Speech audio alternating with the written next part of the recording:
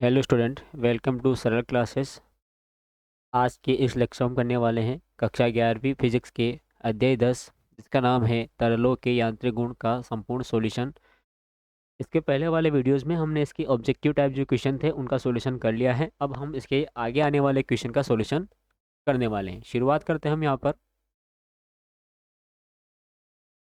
यहाँ आप देख सकते हैं, यहाँ लघुत्तरीय प्रश्न दिए हुए हैं जो कि 3 अंक के आने वाले हैं, लेकिन इसमें कुछ ऐसे प्रश्न भी शामिल किए गए हैं जो मात्र केवल 1 नंबर के ही बनने वाले हैं। तो इस प्रकार ये जो प्रश्न है वो 2 या 3 सम्मिलित होकर एग्जाम में आ सकते हैं। पहला प्रश्न यहाँ पूछा है, वायुमंडलीय दाब 760 मिलीमीटर पारा है, इस कथन से क्या तात्पर्य है। यहाँ पर एक सेंटेंस दिया हुआ है जो वायुमंडलीय दाब को बताता है कि जो वायुमंडलीय दाब है वो 760 मिलीमीटर पारा है। इसका क्या अर्थ हुआ है? तो इसका अर्थ ये हुआ है कि वायुमंडलीय दाब 760 मीटर जो पारा है ये इसको संतुलित करता है। यही बात आपको यहाँ पर लिखना है। तो इसका उत्तर हो जाएगा कि इसका तात्पर्य यह है कि वायुमंडलीय दाब 760 मिलीमीटर पारे को संतुलित करता है। इस प्रकार से आपको इसका उत्तर लिखना है। दूसरा प्रश्न यहाँ आता है, धारा रेखीय जिसे बोला जाता है अपरिवर्ती प्रवाह किसे कहते हैं। 2 प्रकार का प्रवाह होता है, एक होता है धारा रेखी प्रवाह और एक होता है विक्षुब्ध या प्रक्षुब्ध प्रवाह।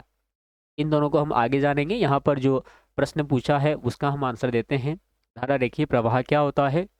तो जब कोई तरल या जब कोई द्रव, तरल की जगह आप यहाँ पर द्रव भी लिख सकते हैं, तो जब कोई द्रव इस प्रकार बहता है कि उसका कोई भी कण ठीक उसी मार्ग पर गति करता है जिस मार्ग पर ठीक उससे पहले वाला कण चलकर आगे बढ़ चुका था या बढ़ चुका है, तो तरल के इस प्रवाह को धारा रेखीय प्रवाह कहते हैं। यानी कि जो तरल का हर एक कण है वो सेम उसी मार्ग से गुजरना चाहिए जैसा कि उससे पहले वाला जो कण था वो गुजरा था। तो इस प्रकार से जो प्रवाह होगा हम उसको बोलेंगे धारा रेखीय प्रवाह। जैसे उदाहरण के तौर पर भेड़ वाली चाल, जैसा आपने देखा होगा भेड़ एक के पीछे एक चलती है क्रम वाइज से, तो इस प्रकार का जो प्रवाह होता है उसे धारा रेखीय प्रवाह कहते हैं।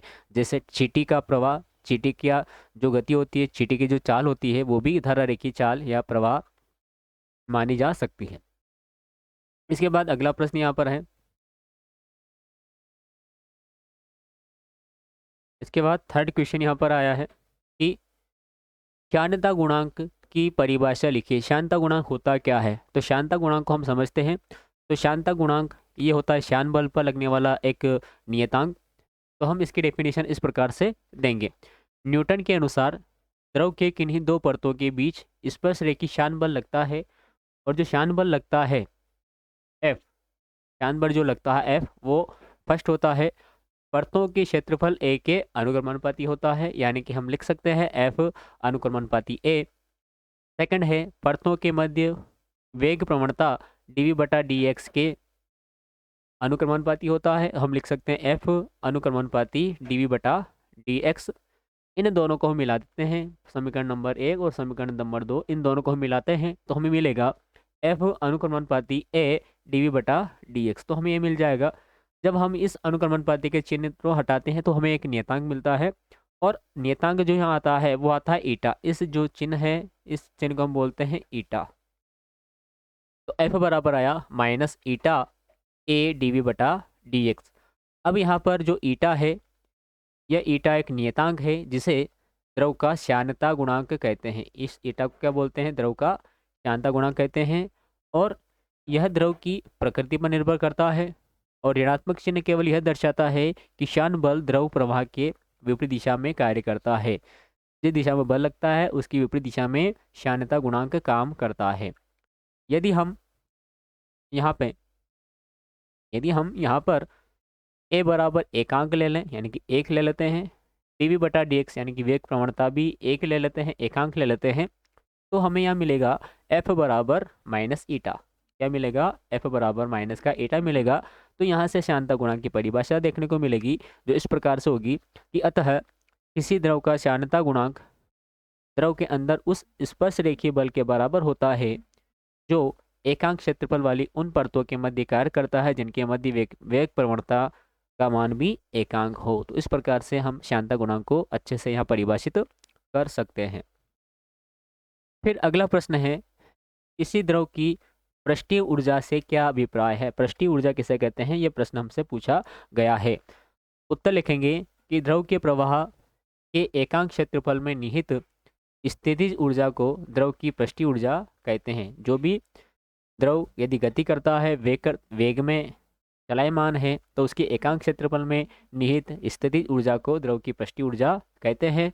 और जो पृष्ठीय ऊर्जा है इसका मात्रक होता है जूल प्रति मीटर वर्ग, और इसका विमित सूत्र होता है mt-2। ऐसा लिख सकते हैं आप कैपिटल में, ml नहीं है तो ml0t-2, ऐसा भी आप यहाँ पर इसको लिख सकते हैं विमित सूत्र को। फिर अगला प्रश्न है यहाँ पर, केशिकीय उन्नयन किसे कहते हैं? केशिकीय उन्नयन की परिभाषा आपको यहाँ पर देना है। तो द्रव का वह प्रभाव जिसके कारण केश नली में द्रव ऊपर की ओर चढ़ता है, द्रव का वह प्रभाव जिसके कारण केश नली में द्रव ऊपर की ओर चढ़ता है, केशिकीय उन्नयन कहलाता है। उन्नयन का मतलब होता है बढ़ना, केशिकी यानी कि केश नली। तो द्रव का वह प्रभाव जिसके कारण केश नली में द्रव ऊपर की ओर चढ़ता है, केशिकीय उन्नयन कहलाता है। ये इसका उत्तर हो गया। इसके बाद अगला प्रश्न है, जो केशिकीय उन्नयन है इसका हमें उपयोग लिखना है। इसका उपयोग क्या क्या होते हैं? तो हम लिखेंगे कि केशिकीय उन्नयन के जो उपयोग है वो निम्नलिखित है। पहला है कि लालटेन में बत्ती के धागों के बीच बनी केश नलियों द्वारा तेल ऊपर चढ़ता है, और चढ़ने के बाद क्या होता है, वो जलता है। खेतों में दिया गया जल पौधों व जड़ों के तनों में बनी असंख्य केश नलियों द्वारा ऊपर की ओर चढ़कर टहनियों में भी पहुंचता है और पत्तियों में भी पहुंच जाता है। स्याही सोखता जो होता है वो स्याही को सोख लेता है, उसके बाद वो लिखने का कार्य करता है। कपड़े पर मोम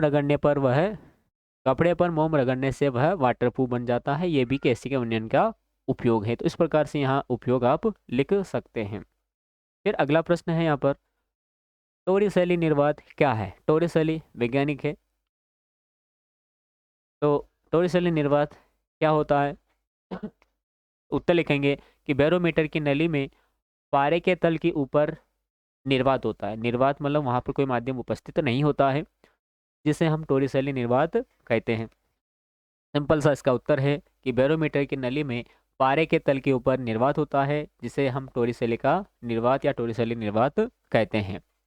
अगला प्रश्न है, संपर्क कोण किसे कहते हैं? संपर्क कोण की परिभाषा हमसे पूछी गई है। हम इस प्रकार से इसका आंसर लिखेंगे, तरल और ठोस संपर्क कोण दो वस्तुओं के मध्य में बनता है। एक वस्तु तरल होनी चाहिए और एक वस्तु ठोस होनी चाहिए। तो तरल तथा ठोस के स्पर्श बिंदु से तरल की सतह पर खींची गई स्पर्श रेखा तरल के अंदर डूबी हुई ठोस की सतह के साथ जो कोण बनाती है उसे संपर्क कोण या स्पर्श कोण कहते हैं। संपर्क कोण भी एग्जाम में आ सकता है, या अथवा करके स्पर्श कोण के नाम से भी आ सकता है। तो आपको यही आंसर यहाँ लिखना है कि तरल और ठोस के स्पर्श बिंदु से तरल की सतह पर खींची गई स्पर्श रेखा तरल के अंदर डूबी हुई ठोस की सतह के साथ जो कोण बनाती है उसे संपर्क कोण या फिर स्पर्श कोण कहते हैं। इसके बाद प्रश्न नंबर 9 पूछा है, पास्कल का नियम क्या है? तो पास्कल के नियमानुसार यदि किसी घेरे तरल पर कहीं बाहर से दाब लगाया जाता है तो यह दाब सभी दिशाओं में समान तथा उतना ही संचरित हो जाता है जितना कि वो दाब लगाया जाता है। इसका उपयोग कहाँ कहाँ होता है? तो उपयोग भी आप यहाँ लिख सकते हैं। तो इसका उपयोग होता है द्रव चालित मशीनों, जैसे कि द्रव चालित प्रेस में इसका उपयोग होता है, द्रव चालित लिफ्ट में इसका प्रयोग होता है, द्रव चालित ब्रेक आदि में इसका प्रयोग किया जाता है। फिर इसके बाद अगला प्रश्न है,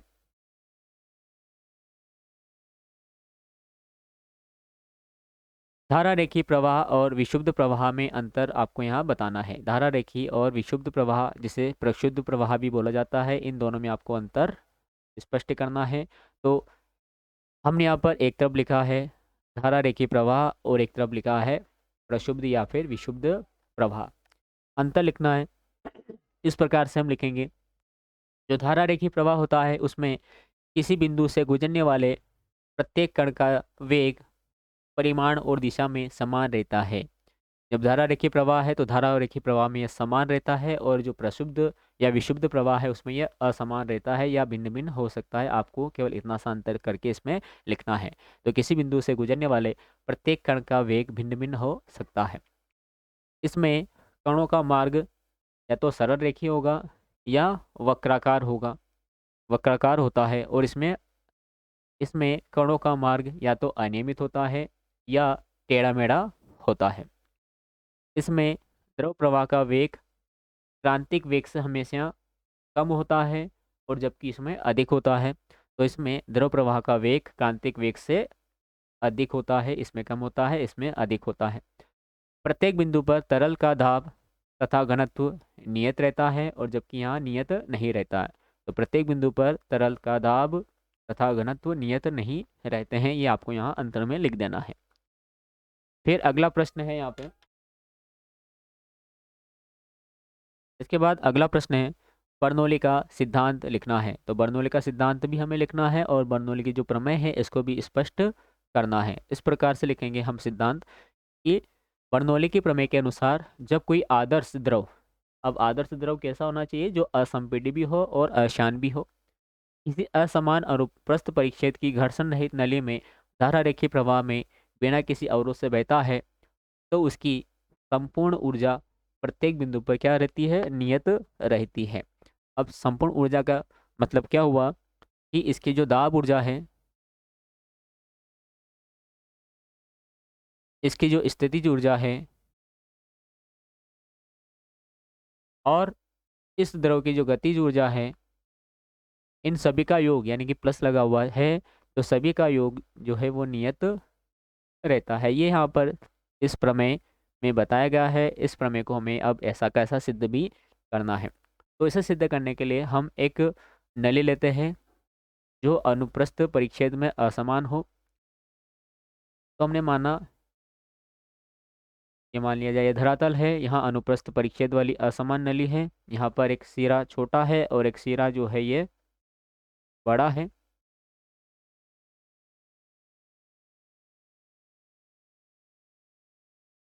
ये अनुप्रस्थ परिच्छेद वाली नली है। यहाँ से इसकी जो ऊंचाई है, ये यहाँ से ये इसकी जो ऊंचाई है वो h1 हमने मानी है, और यहाँ इस बिंदु से यहाँ इसके नीचे तक की जो लंबाई है वो हम यहाँ पर h2 मान लेते हैं। अब जब आप अनुप्रस्थ क्षेत्रफल का समान असमान है, तो इसका क्षेत्रफल हम मानते हैं a1 इस सिरे का, और इस सिरे का जो क्षेत्रफल है वो हम मानते हैं a2। यहाँ पर जो द्रव है वो प्रवाहित हो रहा है। द्रव क्या हो रहा है, ये प्रवाहित हो रहा है इधर से इधर। जब द्रव प्रवाहित हो रहा है, तो यहाँ पर इस अनुप्रस्थ काट का जो क्षेत्रफल है, यहाँ पे उसका वेग हम मानते हैं v1, और यहाँ वाले जो अनुप्रस्थ चार्ट का क्षेत्रफल है, यहाँ पे इसका जो वेग होगा वो हो जाएगा v2।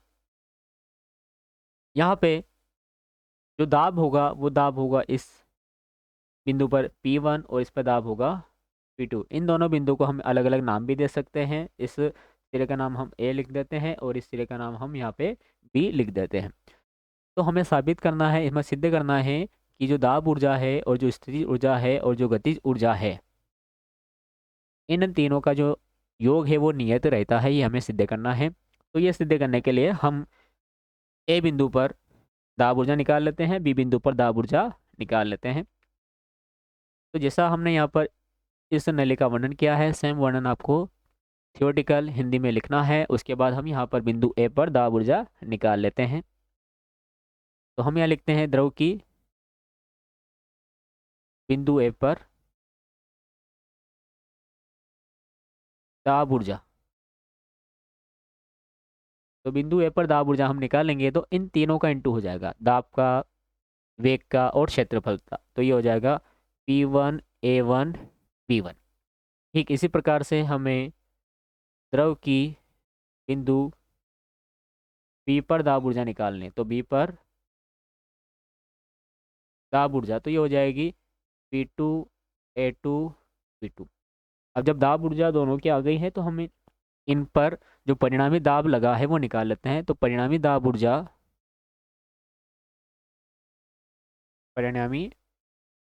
तो ये हो जाएगी परिणामी दाब ऊर्जा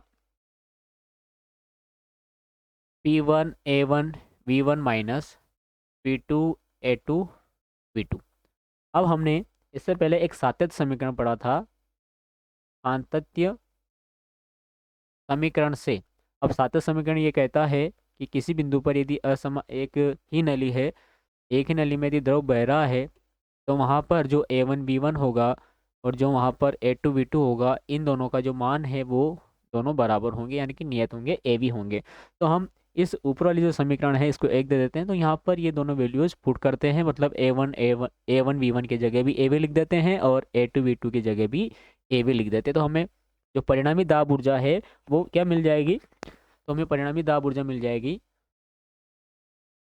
अतः परिणामी दाब ऊर्जा P1 AV minus P2 AV, AV common ले सकते हैं, तो ये हो जाएगा P1 माइनस P2 और AV कॉमन आ गया। अब यहाँ के बाद हमें यहाँ पे दाब निकालने के लिए यहाँ पर घनत्व भी लाना पड़ेगा और उसका जो द्रव्यमान है वो भी लाना पड़ेगा। तो वो लाने के लिए हम यहाँ पर लिखते हैं कि चूंकि, यहाँ लिख लेते हैं हम, क्योंकि जो आयतन होता है, आयतन बराबर होता है द्रव्यमान बटे घनत्व। आयतन बराबर क्या होता है, द्रव्यमान बटे घनत्व। आयतन क्या है, तो आयतन ये है AV। द्रव्यमान हम इस जो द्रव है उसका द्रव्यमान m मान लेते हैं और इसका घनत्व d मान लेते हैं। तो हम इस AV की जगह m/d लिख लेते हैं। तो जब m/d हम लिखेंगे तो हमें यहाँ मिल जाएगा P1 minus P2 into m/d। इसको देंगे हम समीकरण नंबर 2।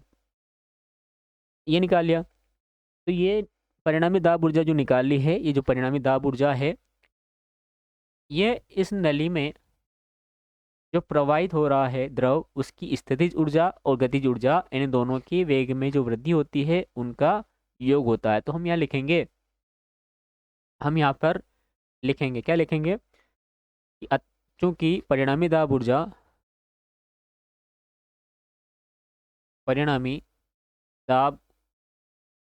बराबर होगी स्थितिज ऊर्जा में वृद्धि,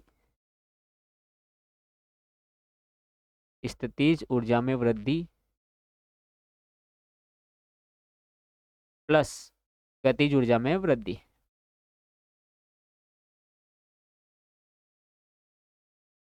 हमें स्थितिज ऊर्जा और गतिज ऊर्जा का सूत्र याद होना चाहिए। यदि याद है तो हम यहाँ लिख देते हैं। परिणामी दाब ऊर्जा हमारे पास जो आई है वो लिख लेते हैं, जो है P1 माइनस P2 m/d।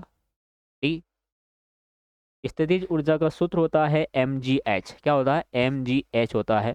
स्थितिज ऊर्जा में वृद्धि क्या हो जाएगी, अंतिम माइनस प्रारंभिक, तो अंतिम है mgh2 हो जाएगी और माइनस हो जाएगी mgh1 प्लस गतिज ऊर्जा में वृद्धि। तो गतिज ऊर्जा का जो सूत्र होता है वो होता है 1/2 mv²। तो यहाँ भी सेम ऐसे होगा 1/2 mv² माइनस 1/2 mv1²।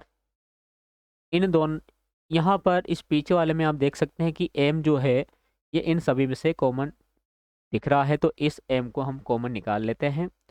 तो यहाँ मिलेगा P1 माइनस P2 m/d बराबर m कॉमन निकाल लिया। उसके बाद यहाँ मिला, देखिए ये मिला GH2 माइनस GH1 प्लस यहाँ से भी m कॉमन निकाल लिया, तो ये मिला 1/2 V2² माइनस मिला 1/2 V1²। इस m से ये जो m है कैंसिल हो जाएगा, जो बचा है वो हम लिख लेते हैं यहाँ पर। यहाँ बचा है ये P1 माइनस P2 बटा d लिख दें हम यहाँ पर, और यहाँ पर जो बचा है वो हो जाएगा GH2 minus GH1 plus 1/2 V2² minus 1/2 V1²। यहाँ हम क्रॉस मल्टीप्लिकेशन कर लेते हैं, d का इंटू इधर वाली पूरी संख्या में हो जाएगा, जो d का इंटू है वो इस इधर की पूरी संख्या में हो जाएगा। तो हमें यहाँ वैल्यूज़ मिल जाएगी P1 माइनस P2 बराबर, ये होगा DGH2 माइनस DGH1, ये होगा प्लस 1/2 dV2² -1/2 dv1 स्क्वायर। अब हमें प्रारंभिक और अंतिम को बराबर इक्वल करना है ताकि हम नियतांक बता सकें, तो इसलिए हम 1 1 को एक तरफ कर लेते हैं और 2 2 इस वैल्यू को एक तरफ कर लेते हैं। तो 1 1 को एक तरफ करते हैं तो P1 इसको और इसको दोनों को एक तरफ करेंगे तो हमें यहाँ मिल जाएगा P1 प्लस TGH1 प्लस ये 1/2 भी इधर आएगा 1/2 dv1 स्क्वायर बराबर। अब देखिए P2 इधर से इधर लेके आए हम, माइनस का है प्लस का हो गया, तो ये हो गया P2 प्लस DGH2 यहीं पर है तो DGH2 प्लस क्या होगा 1/2 dv2 स्क्वायर हो जाएगा। अब यहाँ आप देख सकते हैं प्रारंभिक स्थान पर P1 plus DH1 plus 1/2 dv1 square, ये बराबर आया है अंतिम स्थान पर यानी कि बी बिंदु पर P2 plus DH2 plus 1/2 dv2 square, ये दोनों बराबर आ गए। तो अतः हम बोल सकते हैं अतः अतः हम क्या बोल सकते हैं, अतः हम बोल सकते हैं कि P plus DGH plus 1/2 dv2 बराबर क्या होगा, नियतांक होगा। बराबर क्या होगा, नियतांक होगा। या हम शाब्दिक रूप में लिखें तो हम बोल सकते हैं कि दाब ऊर्जा या दाब ऊर्जा प्लस स्थितिज ऊर्जा प्लस गतिज ऊर्जा बराबर क्या है, नियत है। बराबर क्या है, नियत है। जब नियत है अर्थात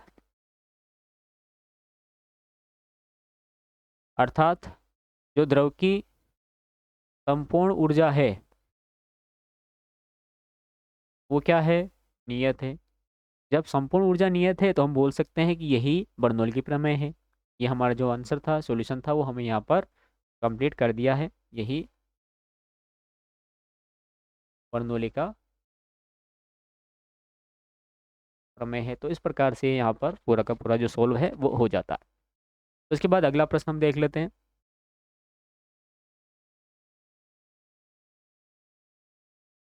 प्रश्न है पूछा हमसे 12वां, कांच के स्वच्छ समतल पृष्ठ पर जल फैलने का प्रयास करता है जबकि पारा उसी पृष्ठ पर बूंद बनाने का प्रयास करता है, क्यों? तो इसका मेन रीजन ससंजक और आसंजक बल है। दो प्रकार के बल होते हैं, ससंजक बल और एक होता है आसंजक बल।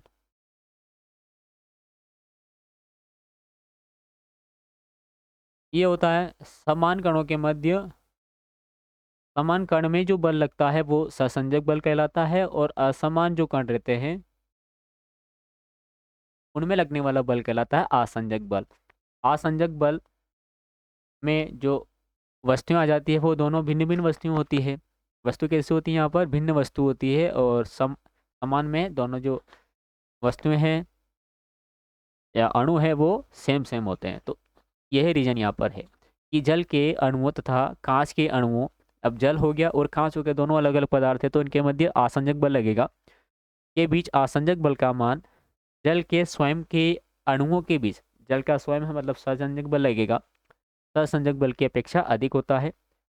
इसके विपरीत पारे के अणुओं तथा कांच के अणुओं के बीच आसंजक बल का मान पारे के स्वयं के अणुओं के बीच ससंजक बल के मान की अपेक्षा कम होता है। इसलिए ही कांच के स्वच्छ समतल पृष्ठ पर जल फैलने का प्रयास करता है जबकि पारा उसी पृष्ठ पर बूंद बनाने का प्रयास करता है। तो इस प्रकार से यहाँ इसका उत्तर हो जाता है कंप्लीट। तो उसके बाद अगला प्रश्न है यहाँ पर कि किसी बाह्य बल का प्रभाव न हो तो द्रव की बूंद सदैव आकृति सदैव गोल होती है, ऐसा कारण क्या है ये बताना है। तो हमें लिखना है कि बाह्य बल की अनुपस्थिति में द्रव पर केवल पृष्ठ तनाव के कारण बल कार्य करेगा। जब बाह्य बल नहीं होगा तो बूंद पर कौन सा बल काम करेगा, खाली पृष्ठ तनाव के कारण ही उस पर बल कार्य करेगा, जिसके कारण वह कम क्षेत्रफल घेरती है। जिसके कारण क्या करती है, जो बूंद है वो कम क्षेत्रफल घेरती है। और गोलीय पृष्ठ का क्षेत्रफल दी हुए आयतन के लिए हमेशा न्यूनतम होता है। जब आयतन उसका न्यूनतम हुआ तो अतः हम लिख सकते हैं कि द्रव की बूंद की आकृति सदैव गोल होती है, यह किसी अन्य आकृति में नहीं होती है। तो ध्यान रखें, इसका मेन कारण क्या है? पृष्ठ तनाव है। तो पृष्ठ तनाव के कारण ही जो द्रव की बूंद होती है उसकी आकृति हमेशा गोल होती है। तो इस प्रकार से इसके यहाँ तक हम क्वेश्चन कंप्लीट रख लेते हैं 13 तक, और इसके बाकी जो आंसर्स है वो आपको नेक्स्ट वीडियो में मिल जाएंगे।